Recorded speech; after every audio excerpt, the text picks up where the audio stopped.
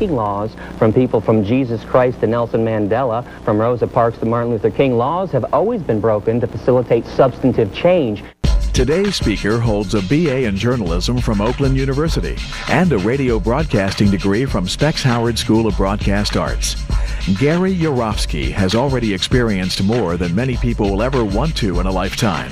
He's been arrested more than 10 times and spent 77 days in a maximum security detention center, all in the name of animal rights. Gary has lectured in hundreds of schools nationwide, including the University of Connecticut, Michigan State, and Bowling Green. Author Charlotte Montgomery even included a chapter about Gary in her book, Blood Relations. Please welcome National Lecturer Gary Yourofsky. All right, good afternoon, everybody. My name is Gary Yourofsky. Please take a moment and jot down my email address and my website in case you want to contact me later on. Today we're going to talk about the world's forgotten victims, animals, and the world's oldest and strongest addiction, meat. I'm going to challenge your belief systems today, so certain parts of the speech will be intense. But let me start with a quick disclaimer. I am not here to be your enemy. The views expressed today do not necessarily reflect the views of your professor or this institution. I am not trying to take you away from your religion. No religion mandates meat eating. The golden rule states, do unto others as you would have done unto yourself. Animals qualify as others. And thou shalt not kill. The four most important yet most ignored words in all religious teachings. There's not an asterisk next to that commandment saying, unless you walk on all fours, have fur, feathers, horns, beaks, or gills. You can keep your friends, your politics, and your patriotism, still watch your favorite TV shows and listen to your favorite music, even if it's Ted Nugent. I'll be making some sarcastic yet truthful comments throughout the speech. Please feel free to laugh while I'm being sarcastic. Just don't laugh during the serious parts. Now I'm going to speak for around 65, maybe 70 minutes, but then we'll do a Q&A session after for about a half an hour, so hold your questions until then. In the meantime, I have some rhetorical questions for you. Is slavery, owner, victim, profit, domination, exclusive to the human race? Have blacks, Jews, women, and children been the only victims of this atrocity? Have not cows been enslaved? What about pigs, chickens, turkeys, fish, sheep? If they're not enslaved, then what are they? Free? Can slavery have a victim that is neither human nor animal? Have not the oceans, the forests, the earth itself become victims of ownership too? And what about a slaughterhouse? House of slaughter. Slaughterhouse.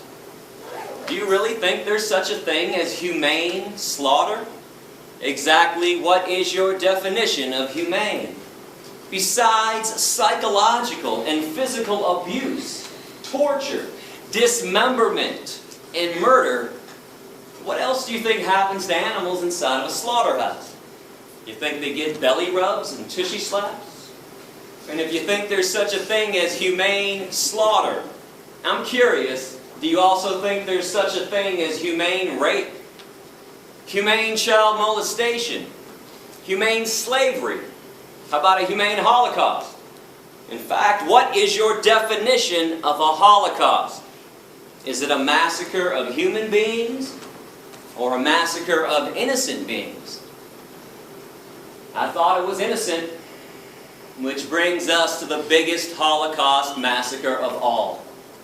Every year in America, without mercy, we murder 10 billion land animals and 18 billion marine animals. Not for health, survival, sustenance, or self-defense. People eat meat, cheese, milk, and eggs for 4 reasons. Habit, tradition, convenience, taste. I want to define a word that might be new to some people right now, and it's vegan. It's up there on the screen, V-E-G-A-N.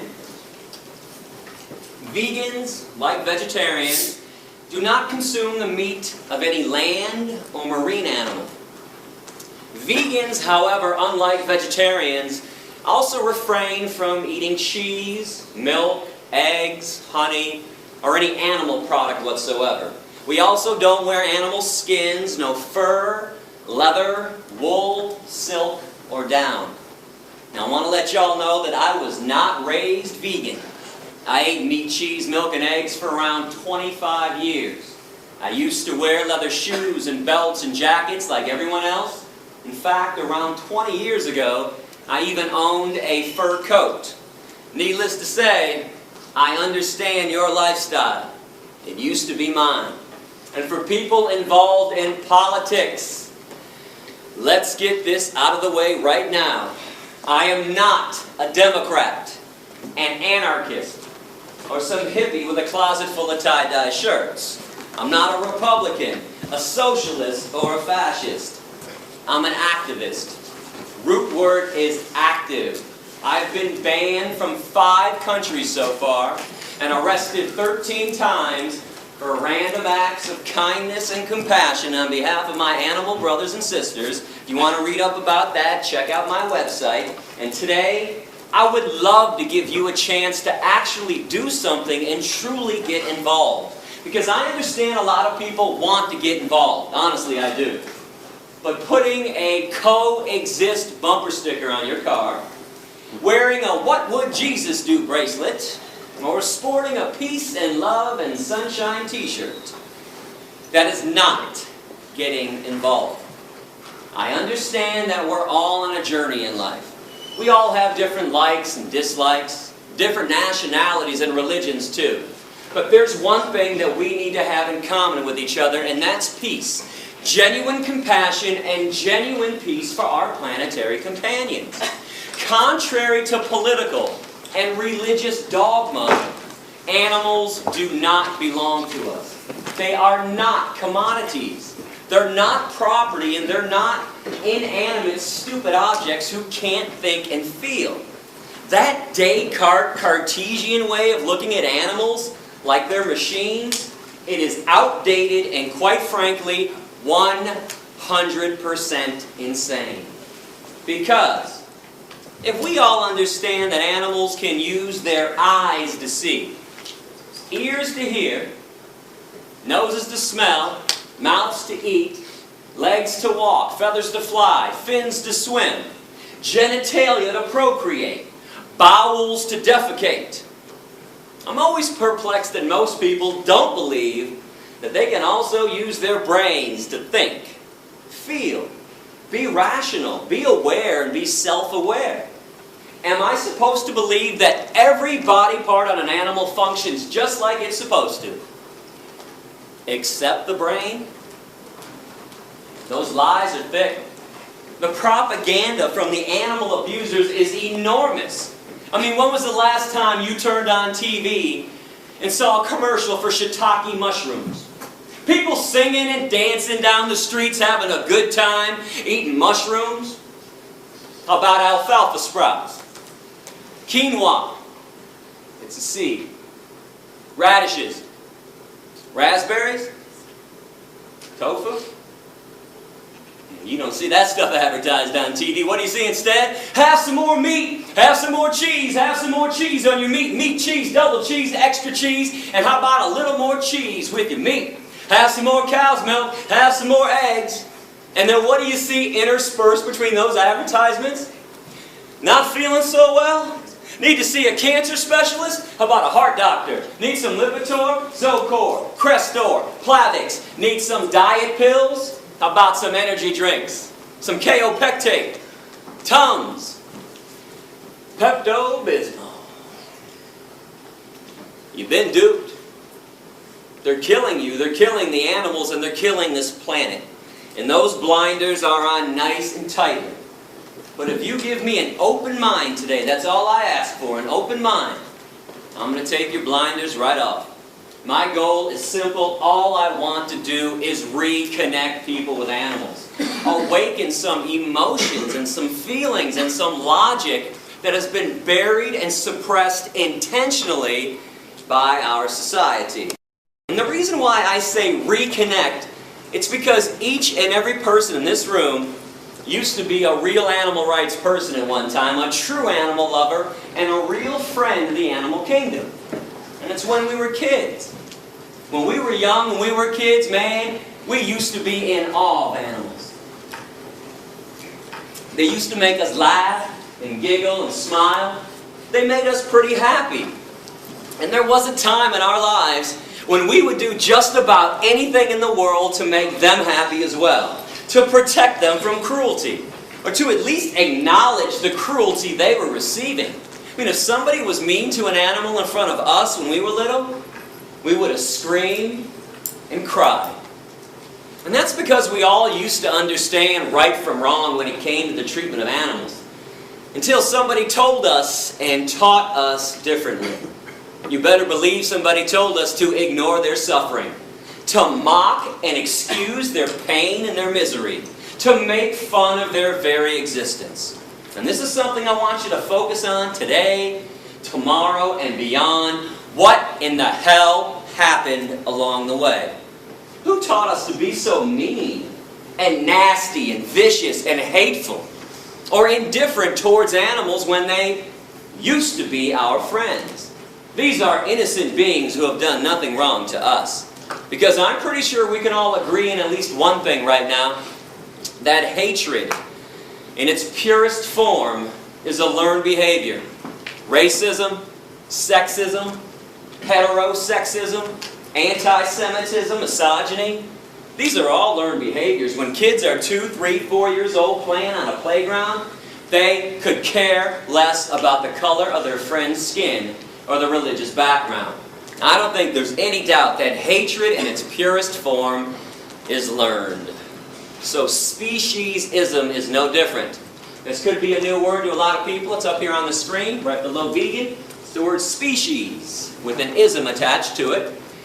And I want to define this word as the unethical, unprincipled point of view that the human species has every right to exploit, enslave, and murder another species. And all because we believe that our species is so more special, so more superior than the other ones. We're the only ones that count, and we're the only ones that matter. Now, correct me if I'm wrong, but that line of thinking, that thought process, that is the basis of all forms of discrimination. One group saying and thinking they're more special than everyone else, and they proceed to exploit them, oppress them, denying them their right to be free. They treat them like property. They enslave them in many cases, and in many other cases they murder them with premeditation and without penalty. And understand something essential about discrimination. It is never okay to be picking and choosing which forms of discrimination to be opposed to. Which ones to say are evil, racism, and which ones to say are okay, speciesism. Discrimination is evil on its foundation, or it's not. Cannot have this one both ways. It doesn't work like that. I want to ask you to use some empathy right now. And when I say empathy, what I'm saying is place yourself in the position of the animals and start to view this issue from the animal's point of view, from the victim's point of view.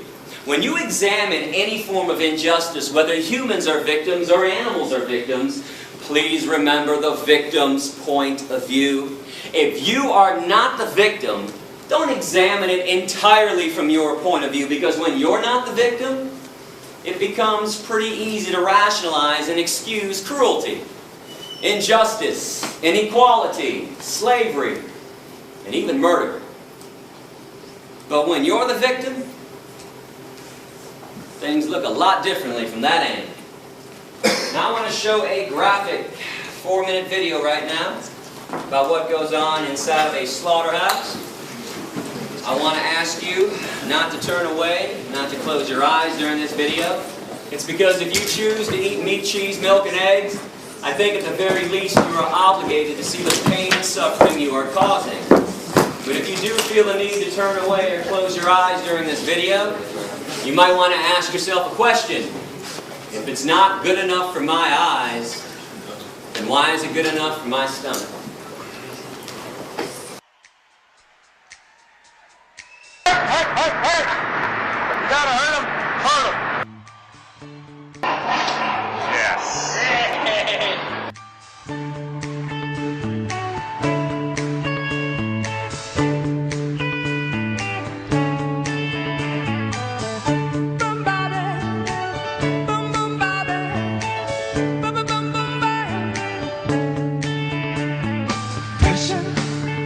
Pushing down on me, pressing down on you.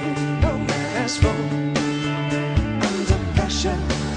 It burns a building down. It splits a family in two. Puts people on streets.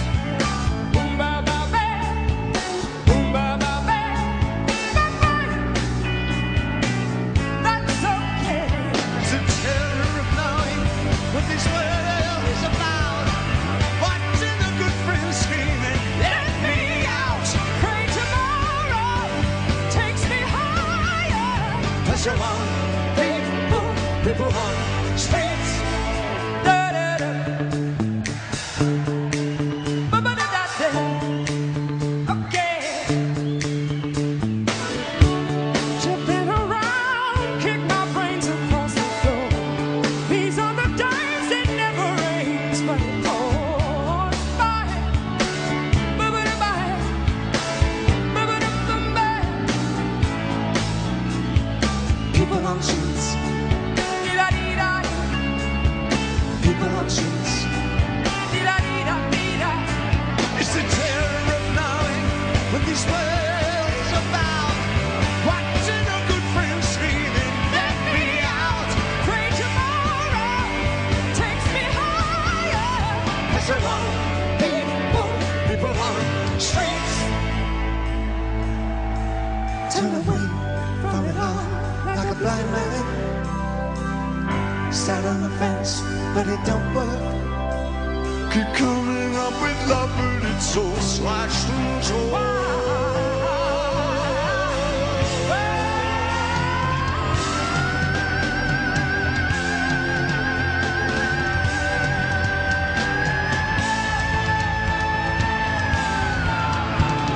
Insanity lies under pressure. Why can't we give love one more chance? Why can't we give love now one more chance? Why can't we give love, give love, give love, give love, give love, give love, give love? Is love such an old-fashioned word, and love dares you to care for the people on the edge of the night, and love dares you to change our way of caring about ourselves. This is our last dance. This is our last dance. This is ourselves under pressure. Under pressure. Pressure.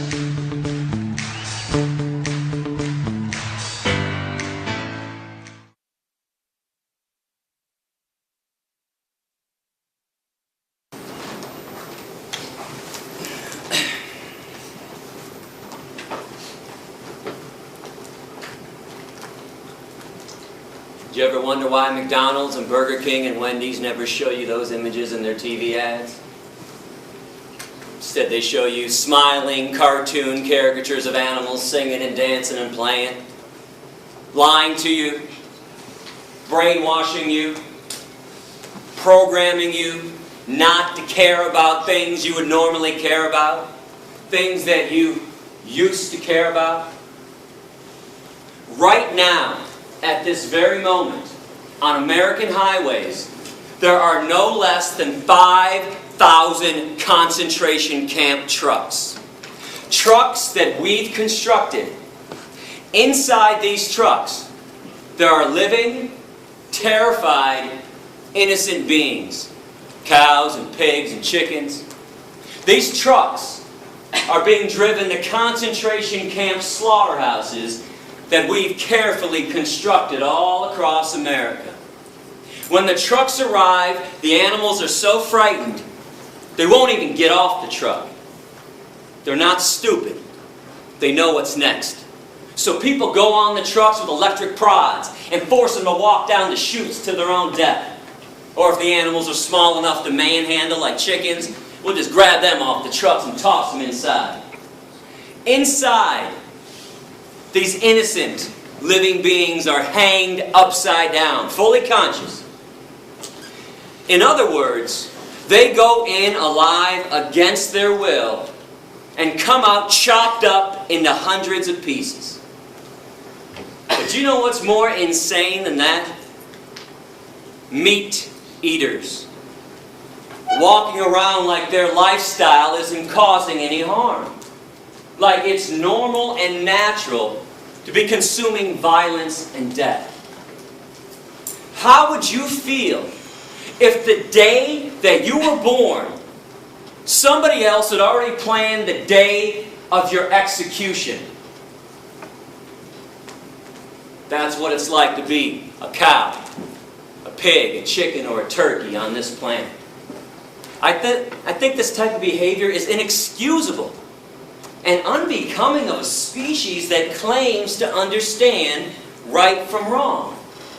The animals have not done one single thing to us to deserve the wrath and the cruelty that we hurl on them. And I hope y'all understand what I'm offering you today.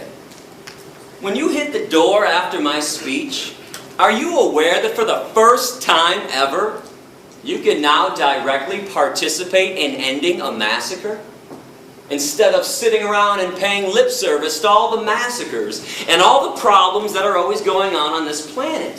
What is so frustrating to me when I travel this country, doing around 250 lectures every year to some 7,500 students, is that everybody talks a good game.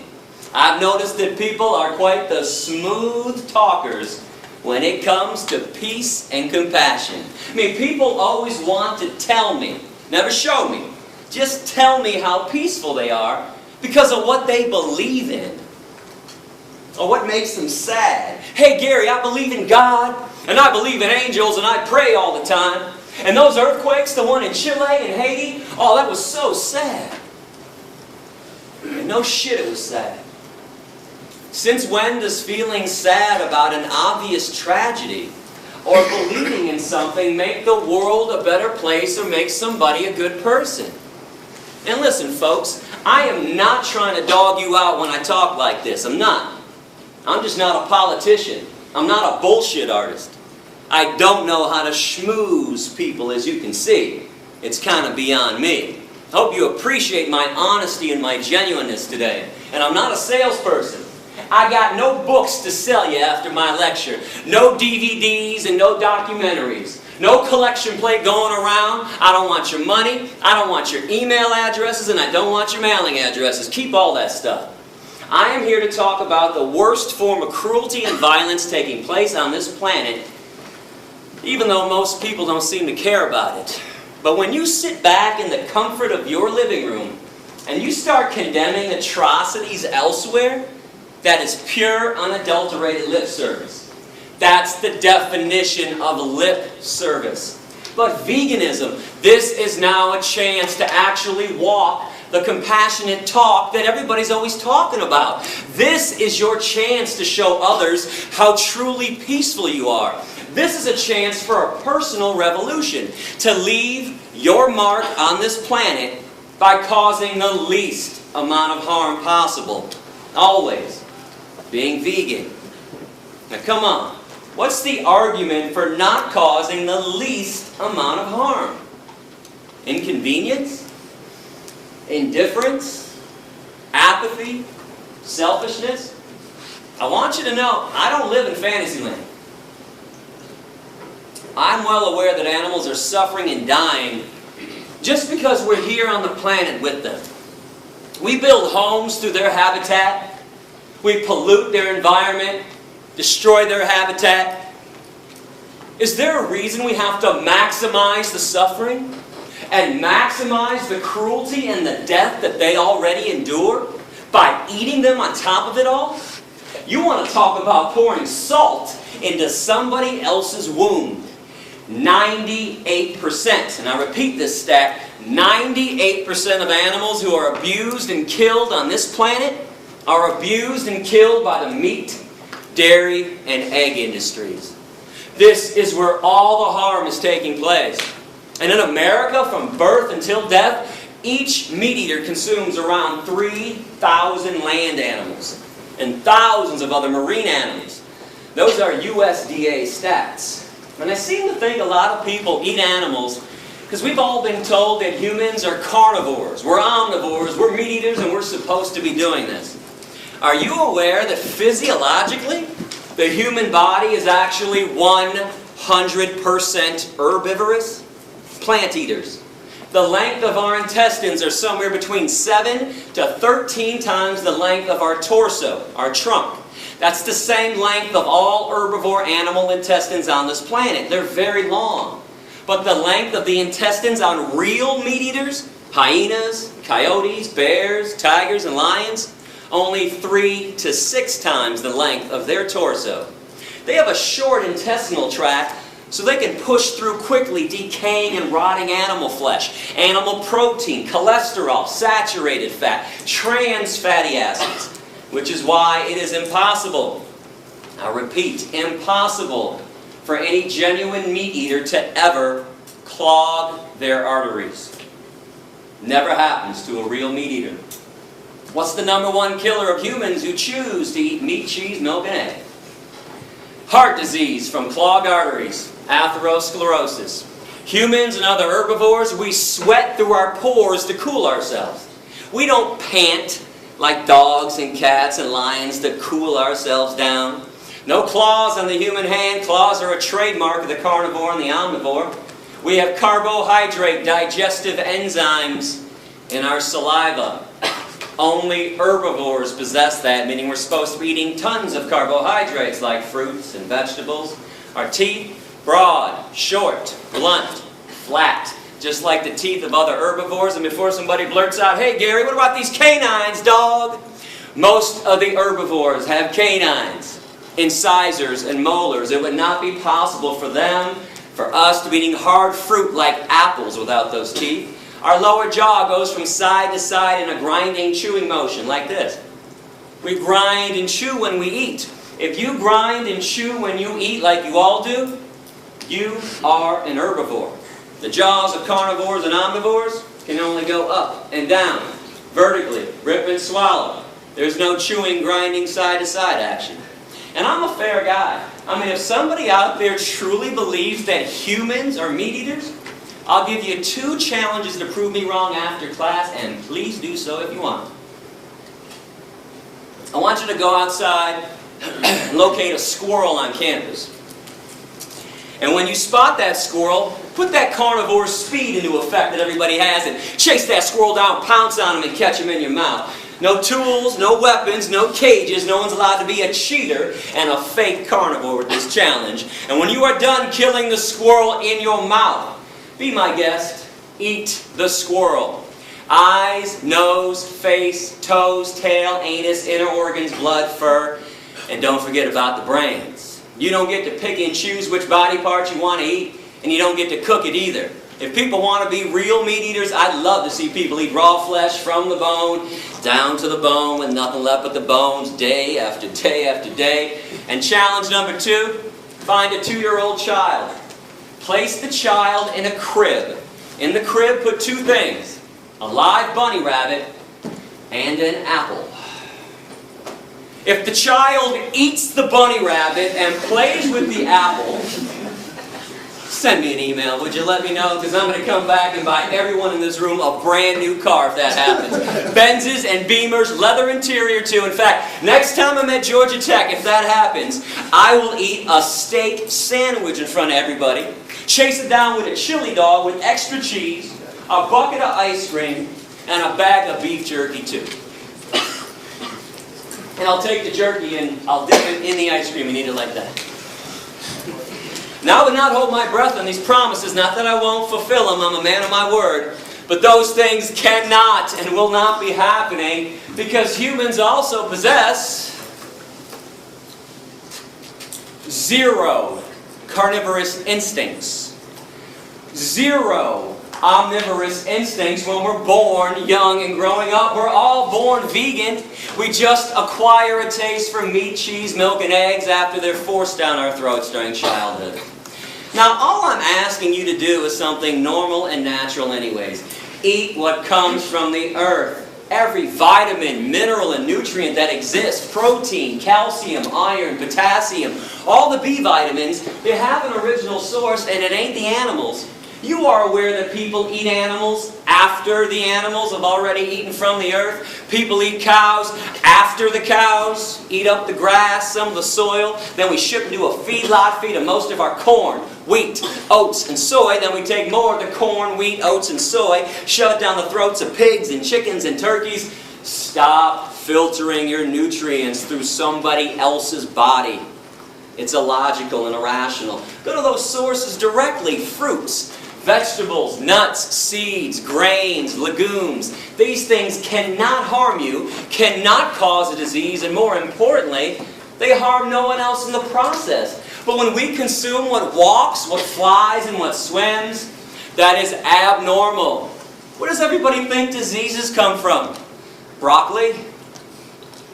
Asparagus, kale, collard greens, blueberries, raspberries, strawberries, peaches, nectarines, grapes, bananas, avocados, onions, tomatoes, cucumbers, spinach.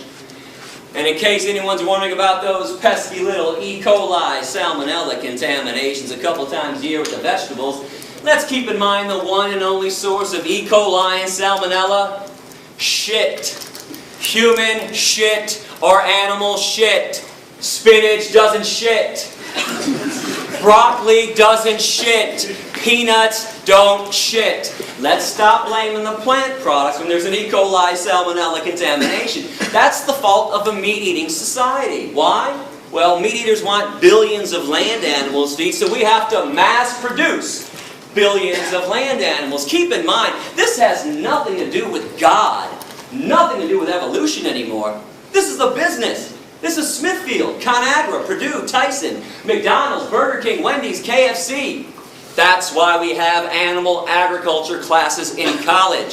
So when we mass produce billions of land animals, they have trillions of tons of manure. That stuff gets in the waterways, and then there's runoff onto the crops, or they're putting feces-contaminated water directly onto the crops. But all of our main diseases, heart attacks, and strokes. Most of the cancers: prostate cancer, colon cancer, breast cancer, pancreatic cancer, ovarian cancer, kidney disease, diabetes, osteoporosis, high blood pressure, obesity, asthma. 4 main factors that cause them. Now, I know about other factors. I'm not saying that you can't get sick elsewhere. Of course you can. Smoking, drinking, stress, chemicals in the environment, high fructose corn syrup, Twinkies. I know about the other things that can lead to an ailment, but the 4 main factors are found inside of meat, cheese, milk, and eggs. Cholesterol, saturated fat, trans fatty acids, animal protein. And I repeat that last one that nobody wants to hear about: animal protein. But when you go vegan, did you know that you eliminate cholesterol entirely from your diet? You can only get cholesterol from meat, cheese, milk, and eggs. And your body makes cholesterol on its own. That's the only such thing as good cholesterol. If you bring it in from an outside source, it's automatically bad cholesterol. You can take out around 95% of saturated fat when you go vegan, and you can take out all the naturally occurring trans fatty acids too. Keep this in mind: between 2 to 9% of all meat and all dairy naturally comprised of trans fatty acids. And you can obviously take out all of animal protein. Now, animal protein is way too acidic for the human body. We don't process it properly. It is the main reason why 1 in 3 meat eaters continually get cancer. And it's one of the main causes of osteoporosis. Were you aware that when animal protein enters the human body, it makes our blood acidic instantaneously? But our blood can't stay acidic for long or else we die. So our body has to figure out instantly how to neutralize the acidity. I have some good news and some bad news. Let's start with the good. Our bodies have figured out how to neutralize the acidity. Bad news. There's only one way to make it happen at this point. With phosphate. There's only one source of phosphate in the human body. Bones. Just so you know, our bones are comprised of 2 things. Calcium phosphate, and they're binded together. So our body leaches calcium phosphate out of the bones, takes the phosphate to neutralize the acidity, and then we pee out the calcium. This is why every single epidemiological study, those are the ones done on human populations, every single one shows that societies that consume the most amount of animal protein have the worst rates of osteoporosis, bone fractures, and cancers. While societies that consume little to no animal protein, the vegan and vegetarian ones, Hindus, Buddhists, Jains, Rastafarians, Seventh-day Adventists, have little to no rates of osteoporosis, bone fractures, and cancers. And so we don't get into a debate during Q&A about different medical studies that are out there. A lot of times when people know I'm coming to class in advance, boy, they'll spend a few hours online looking up studies, print it out, wait for Q&A, and go, hey, Yourofsky, I got a study here that contradicted everything you told us today. What's up with that? Well, here's what's up with that. You don't need a medical study to show you what people are dying of. But for the record, every study you can produce showing that humans need meat, cheese, milk, and eggs, I'll produce 2. 2-to-1 ratio, showing that meat, cheese, milk, and eggs are responsible for every major disease. But we all know medical studies can be manipulated either way. So even though I got a heavy 2-to-1 edge on this, I say toss them all out, because you don't need them. All you have to do is pay attention to this meat, cheese, milk, egg-eating society that we all live in. So how many of your family members and your friends' family members have a disease already or have died already from a disease? Because I can't be the only one affected by this. My grandfather died from a heart attack. My grandma died from a stroke. My Uncle Jack died from a heart attack.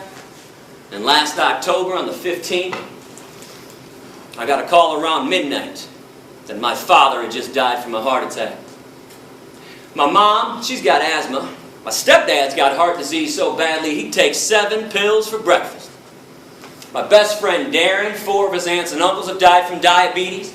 His ex-girlfriend Rita has breast cancer at 40 and she's dying. Just found out a few months ago that his current girlfriend Dion has ovarian cancer. And yesterday my girlfriend just found out that her father has prostate cancer. What's the one thing we all have in common with each other besides the air we breathe and the water we drink? Meat, cheese, milk, and eggs. Animal products all day long.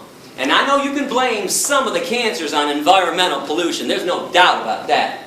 But how are you going to blame heart attacks and strokes on environmental pollution? And diabetes, osteoporosis, obesity. Here, I'm going to break this down for you in a couple different ways today. I'll show you what's killing people.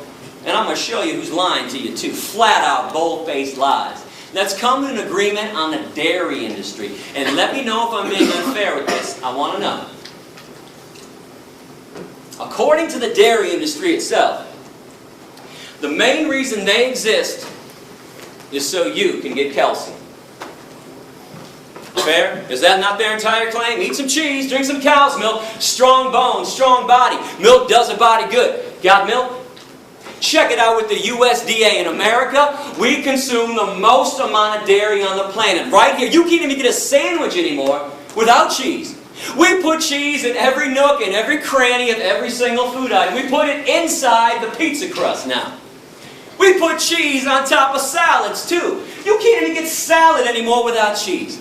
And if you're lucky to find salad minus the cheese, what's the first thing people say to the waiter? Hey, can I get some ranch? Or some Thousand Island? Can you pour some dairy on these vegetables for me? So in this society where everybody is hooked on cheese, I mean hooked like it's been laced with weed, crack, ecstasy, morphine, and the antidote. Most people can't even fathom one meal, let alone one day or a lifetime without cheese. In fact, if you want to know why vegetarians never go vegan, cheese.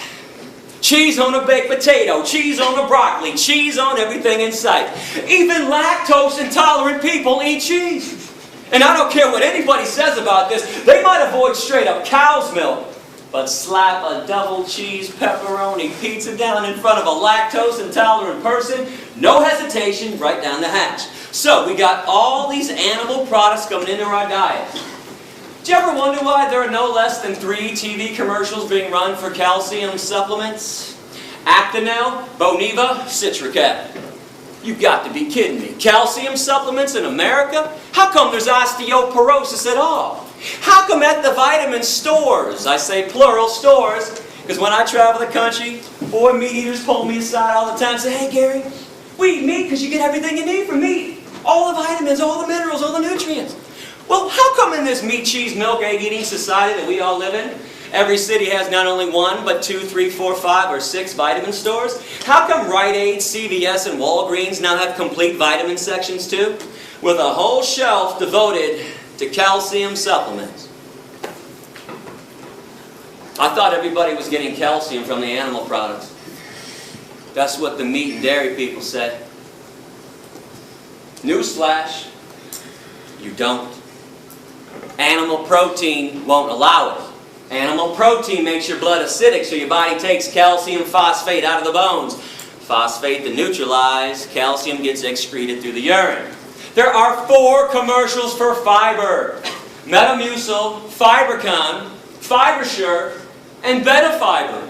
If people ate a friggin' apple or a pear once in a while, nobody would need help taking a shit. Now pay attention and look around and see what's going on. Now with all this being said, we've established the 4 reasons why people eat meat, cheese, milk, and eggs. No debating, no discussing it. Habit, tradition, convenience, taste good. Yeah, I know why people do it. I did it for 25 years myself. We don't do this to be ethical and stay healthy. That's obvious. And we don't do this to help the environment out either. 2 quick things on the environment. And by the way, go to my website, click on All About Veganism, click on the Environment section. World hunger and environmental pollution. Root cause of world hunger, meat-eating societies.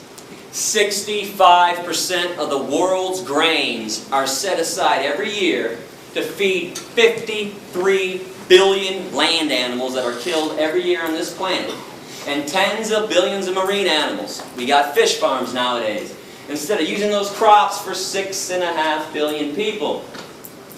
Do the math on this. You don't have to be Einstein to figure this equation out. And again, environmental pollution, air pollution, water pollution, deforestation, greenhouse gas emissions. #1 cause is animal agriculture. Now I want to get back to taste good though, because I think meat tastes great. It might shock you to hear me say that, but if you're doing some kind of extra credit essay on my speech and you want to quote me right now. I love the way meat tastes. Love it. Cheese, love it. Cow's milk and eggs, love it. Guilty as charged. I did not stop eating this stuff because of a taste issue. I stopped for ethics, morality, decency, compassion to the animals that I share this planet with. But here's the coolest thing about being vegan in this day and age. It's never been easier. You can have the same smell, taste, and texture of meat, cheese, and milk without it. Nobody has to suffer and die for dinner anymore, including you. They make all the products you like to eat in a vegan version. They make it from soy and wheat and rice and hemp. I want to show you some of the products that are out there, and I'm not receiving compensation from these companies. These are my selections of best tasting mock meat. I'm going to put them up on the screen so we can all see it clearly. You guys like bacon? Light Life, smart bacon. Bacon made from soy. This company, Light Life, also makes smoky tempeh bacon.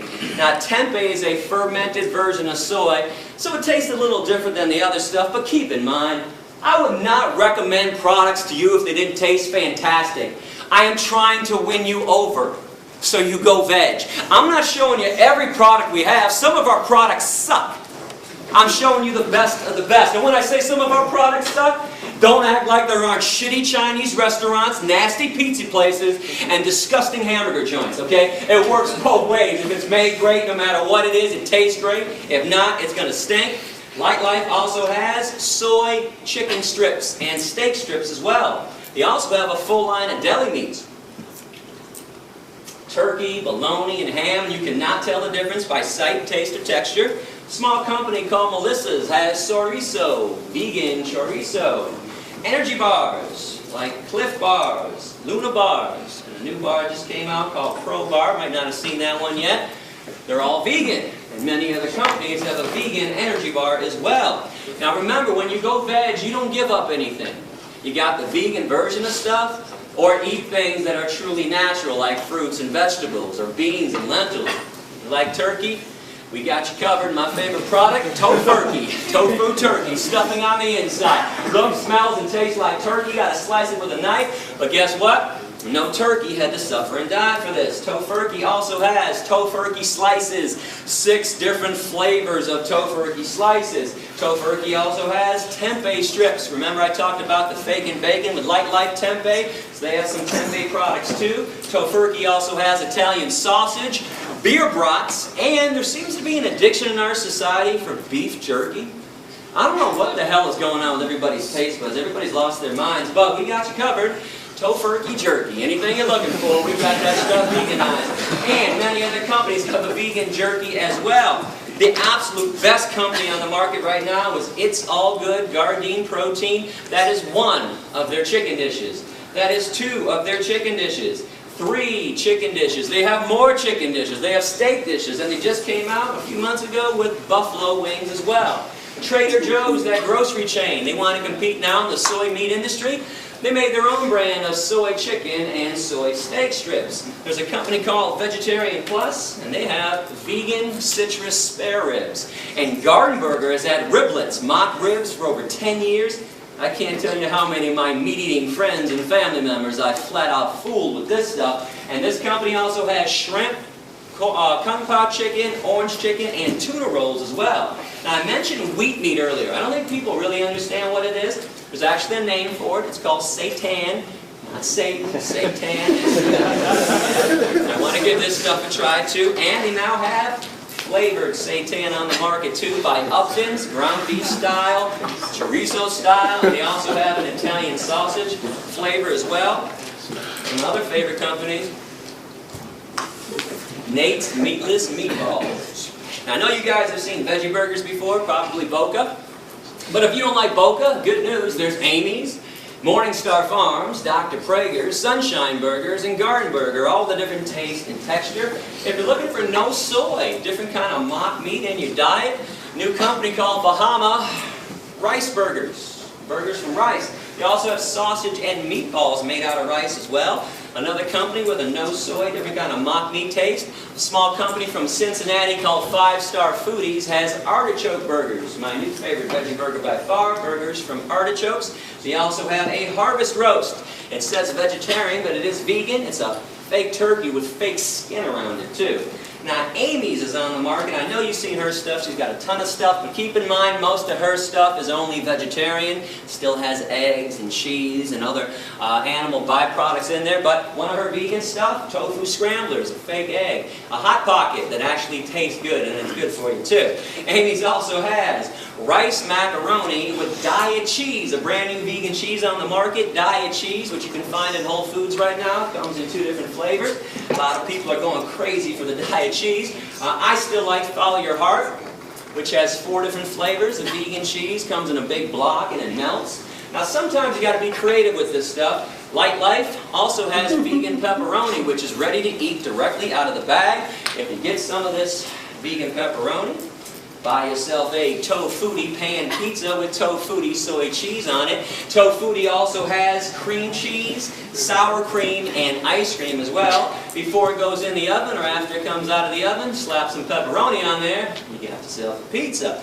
Remember, there's soy milk and rice milk, almond milk, hemp milk, coconut milk, oat milk, hazelnut milk, 7 vegan milks on the market. There's soy ice cream, rice ice cream, almond ice cream, and coconut milk ice cream and ice cream bars by So Delicious. And let me just say this, you have never in your life had ice cream till you've had the coconut milk ice cream by So Delicious. If you go to my website and click on Veg Shopping Guide, I have taste tested everything for you in advance. Check out the brand names I recommend. I can assure you I eat nothing nasty. And what about ethnic food, Indian food, Middle Eastern food, Mexican food? Plenty of veggie options there. Italian food, pasta and spaghetti. And real pasta, real spaghetti, just like bread, never requires animal products. Now, unfortunately, we've defiled these products, so you always have to ask or check out the ingredient list. But every Italian joint has at least 1,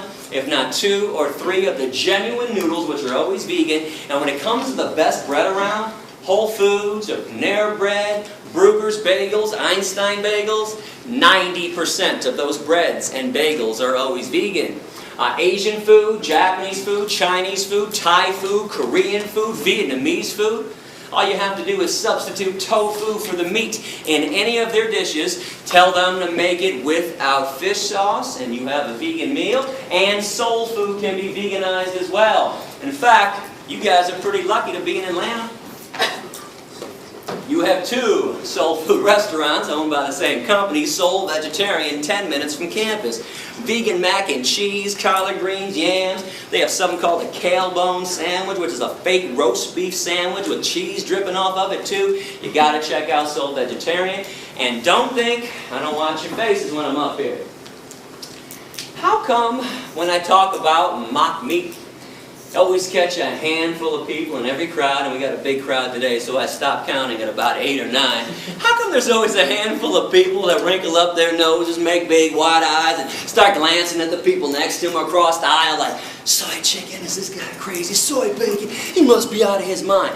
How come this stuff that is made of soy, wheat, vegetables, grains, and spices, no chemicals, contrary to the lies being spread about these products by the meat and dairy industries, how come this stuff is considered gross to most people, but meat? Meat's got 5 components. Let me break it down for you. Blood, flesh, veins, muscles, and tendons. The cut-up corpse of a dismembered body. How does meat not qualify as gross and disgusting to everybody? How in the world is a beverage, a liquid that oozes out of the udders of cows, a secretion that drips from the mammary glands of another being, that's loaded with pus, by the way? Oh yeah, let me tell you about the pus in your cow milk. It'd be my pleasure. When you hook machines up to the udders of cows 3 times a day to suck them dry, those machines cause massive amounts of infections on the inside and outside of the udder. Now let's add all the bovine growth hormone they put in cows to make sure they produce huge quantities of milk, which always leads to another infection. The machine doesn't know what not to suck out. Pus, mucus, and infections right in with your milk, and yeah, milk is pasteurized. But when did pasteurization become a removal process? It's a sanitation process. You're only sanitizing pus. And you want to look this up online, well, you don't think the dairy industry would ever use the word pus when they write about this problem in their own trade journals. Yeah, they're going to deceive you again with this. Look up the scientific term for pus, somatic cell count. And by the way, our government, the USDA, they allow the dairy industry to have a maximum amount of 1 eyedropper full of pus in every glass of milk. Drink up.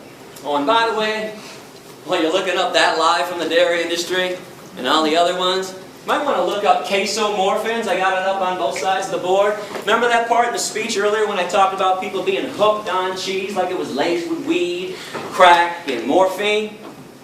Mother cows before birth produce a substance in their milk to make sure that the calf stays close.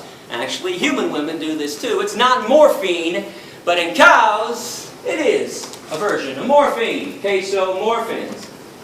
That's why people are so hooked on cheese. Got to have their daily fix of morphine. Does anybody know what an egg actually is from a hen? And don't say embryo or aborted fetus, not even close. It's unfertilized, so it can't be either. Hen is a female, though. Unfertilized egg through a female system. It's part of her menstruation cycle. It's a hen's period. People scramble up hen periods in the morning, and all of a sudden I'm weird because I don't make omelets anymore. And what about vomit? Oh, we're going to take those blinders off today. Come on, you guys love vomit. You adore it all over your food. Better give this one a pretty name, though. No one's going to buy and eat vomit unless we call it honey instead. Honey comes directly from a bee's stomach. It is regurgitated right through a bee's mouth. Look it up with any wildlife biologist. But nobody wants to eat bee vomit nut Cheerios. We want honey nut Cheerios. So we hire ourselves to play euphemism games. The standard diet of a meat eater is blood, flesh, veins, muscles, tendons, cow secretions, hen periods, and bee vomit.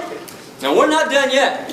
I am not going to let you off that easy while I got you here today. You know, we top this all off, in my opinion, because every November, during that certain holiday people love so much, people take a dead turkey, open up the dead turkey's ass, or carve out a really big hole in their ass, take some stuffing and shove it inside their dead empty ass, and use their little dead ass as an oven to bake some bread. Somebody else's dead, empty, bacteria-laden ass to make bread?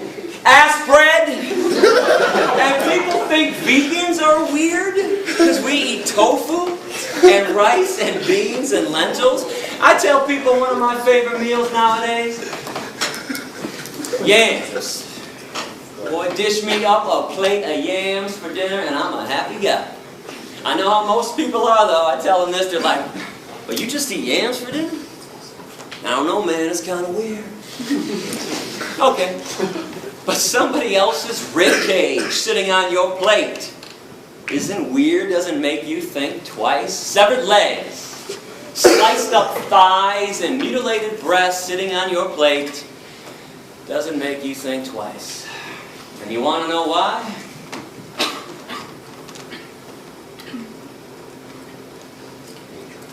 Those blinders are on nice and tightly, aren't they? And I bet most of you were perturbed at me when the speech began and I accused everybody of having blinders on. I am not here to be your enemy. I am here to call you out, though. You might have had a pretty good excuse before I got here of being uninformed and misinformed. Okay. That's fair. Honestly, well, I was the same way for a long time. I'm kind of curious, though. What's the excuse now? You got a choice today. When you leave this room, you can choose to be radically kind. Never to intentionally harm another animal for breakfast, lunch, or dinner ever again. And these creatures have never harmed you, violated you, or taken advantage of you in any way, shape, or form. The least you can do is return the favor. Or you can stay radically cruel. Keep the status quo as is. Make sure animals have no freedom. Make sure they never experience one drop of human kindness. Make sure their babies are stolen from them. Make sure their beaks are sliced off, their horns are cut off, and their testicles ripped out. Make sure there's a knife in their throat every second of every day for eternity. I really hope you'll make the right choice. I want to wrap this speech up so we can do our Q&A session. Give me about 6 more minutes to say something on the dairy industry as it pertains directly to cows. We talked about the pus in cow milk, which is gross. We talked about the unhealthiness of consuming dairy products, but we have yet to focus on what the cows are going through. Keep in mind, veganism isn't about your health. That would be selfish. I'm trying to get people to be unselfish for a change, to be altruistic, do something kind for somebody else, and when you do that, don't expect something in return. But when it comes to cruelty, I think there's more cruelty in a glass of milk than a steak. I want to make my case visually and verbally. You're only the 11th class to see what I'm about to show, because this just went down a few months ago in Plain City, Ohio, at a mom and pa dairy farm.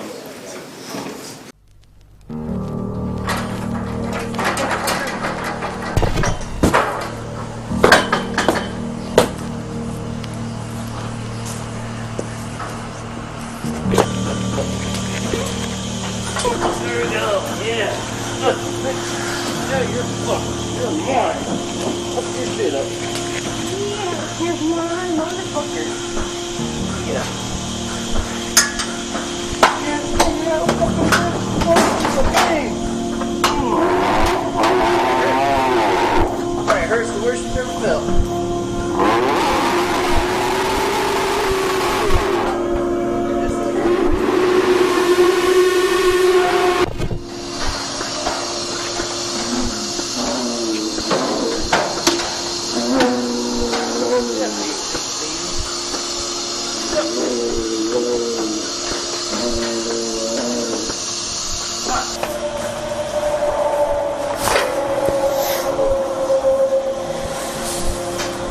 Oh, you're a bullying underwriter, dude.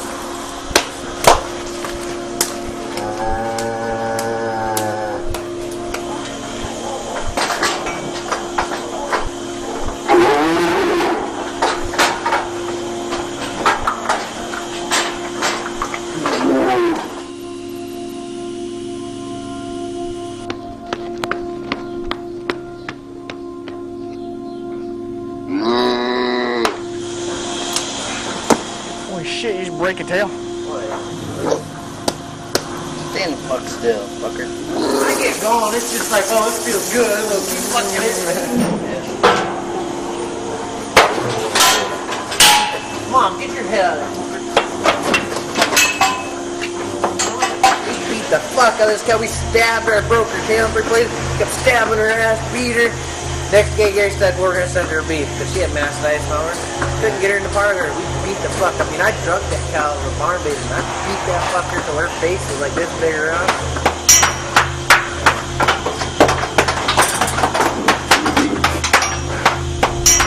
Alright, you made me mad, Captain. I gave you a chance.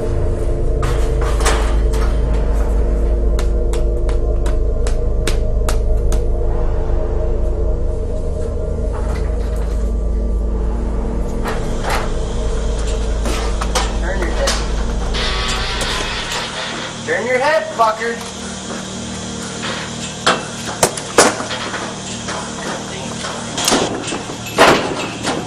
Turn your ass. Turn your ass. Come on. Oh. Fucking tired of this cat.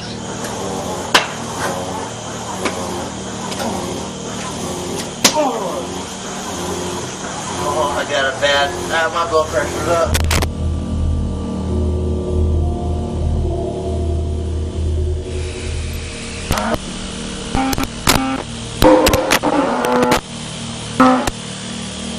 If I don't think they're feeling any pain, I just keep going until the cow's like, oh. I'm like, yeah, that's better.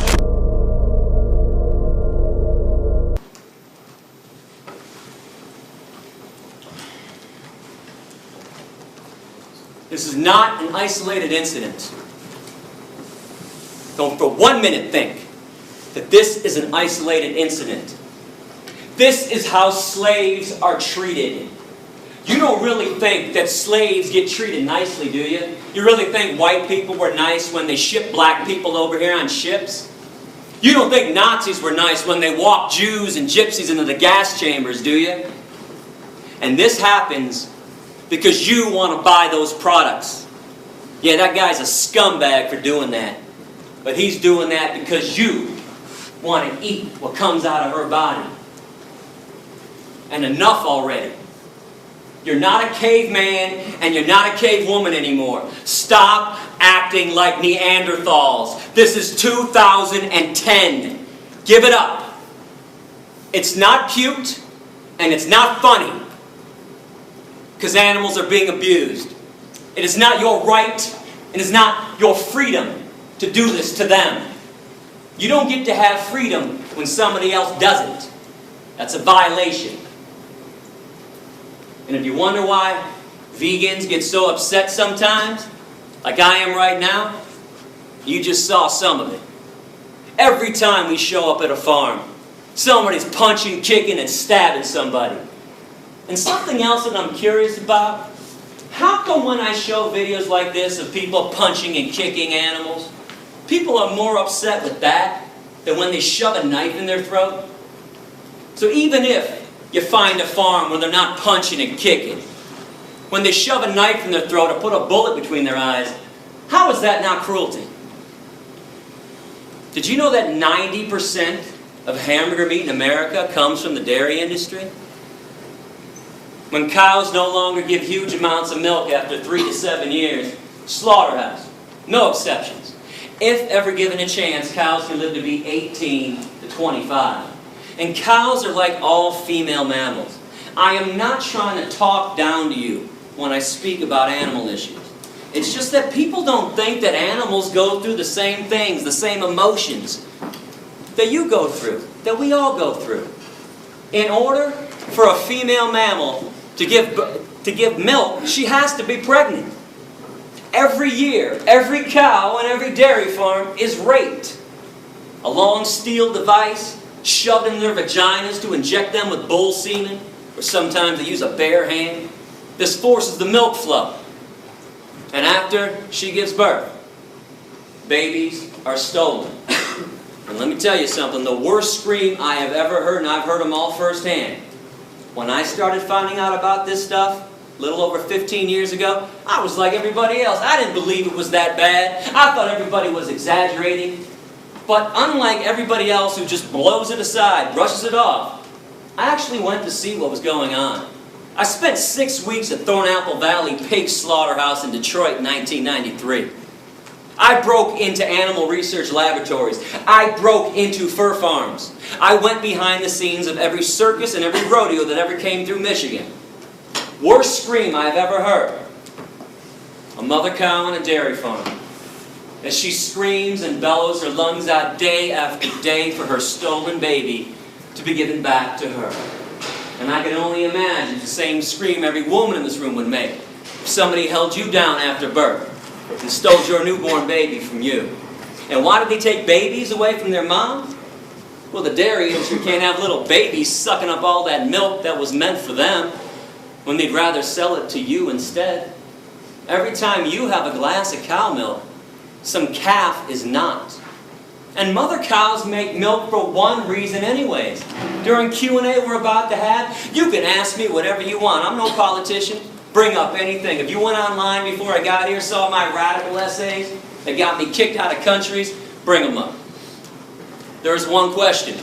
I will not entertain them.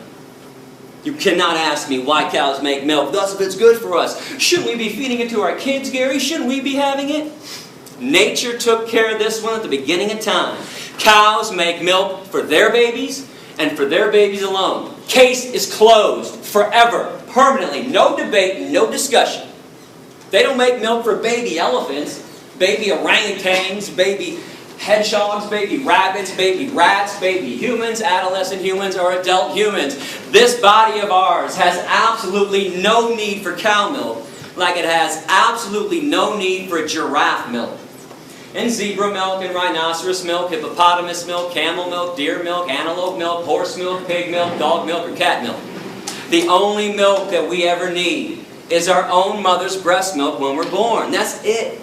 And when we're done weaning, we never need one drop of milk ever again. No species on this planet needs milk after they're done weaning.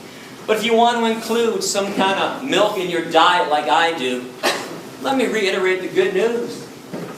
Soy milk, rice milk, almond milk, hemp milk, coconut milk, oat milk, hazelnut milk. I promise you will like one of those 7 vegan milks. Remember, when you go veg, you don't give up anything. You got the vegan version of stuff, or eat things that are truly natural like fruits and vegetables, beans and lentils and seeds. I want to thank everybody for listening with an open mind. I do appreciate that.